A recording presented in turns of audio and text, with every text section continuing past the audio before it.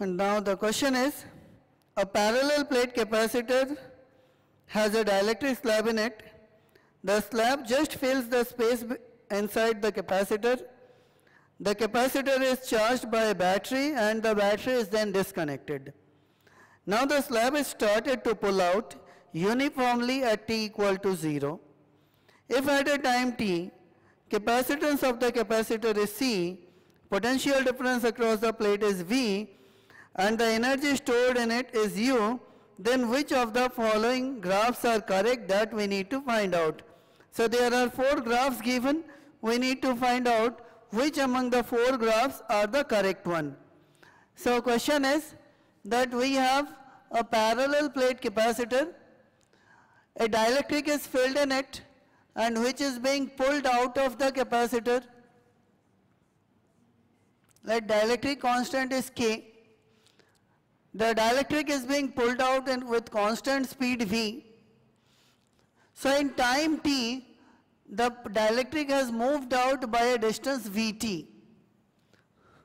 So after the dielectric moves out, and initially what is being done? It is connected with a battery and the battery is then disconnected. If battery is disconnected, the charge on the plates of the capacitor Q is equal to constant. And now capacitance, let width of the plates be B and length is L. So we have C to be equal to C1 plus C2. C1 is epsilon naught into area, that is B into Vt, and let D be the distance between the plates. So epsilon naught B Vt by D plus C2 is K epsilon naught B L minus Vt by D. So if we rearrange it, epsilon naught B by D, Vt plus K L minus Vt, or we have epsilon naught B by D 1 minus K Vt plus K into L. This is the capacitance. Now we need to check out the values, the amount of energy stored. U is equal to Q square by 2C. So if I put the value of C, Q square by 2 epsilon naught B by D KL plus 1 minus K into Vt. So if we see the relationship between U and the time, here we can see with the increased value of time, this quantity becomes more negative. As it becomes more negative, the denominator decreases or U increases. So U increases with T. But how long?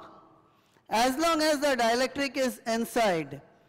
So when L is equal to Vt, up to that duration U increases, and then after U becomes constant. So U versus T graph. If we plot U versus T graph, U initially with increasing value of time, U increases and then becomes constant. Now let us think of the V, the potential difference across the plate. V is equal to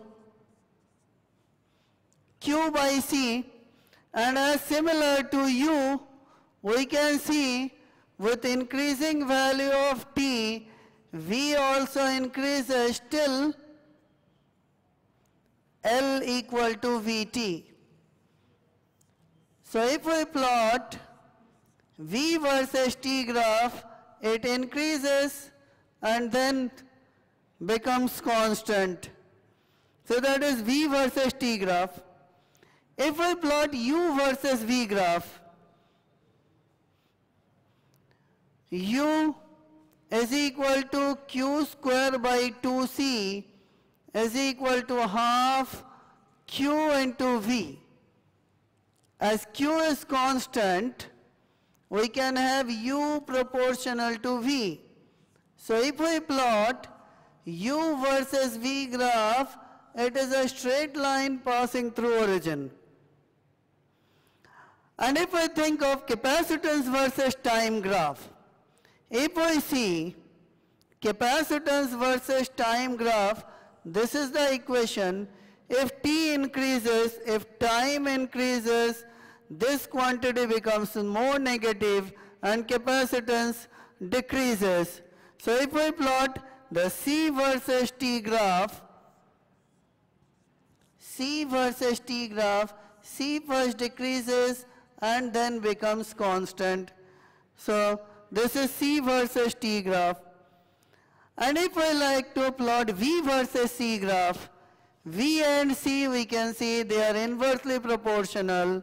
So if we plot V versus C graph, it is rectangular hyperbola. So if we look at the option for V versus T, U versus V, V versus C and C versus T, all four options are correct.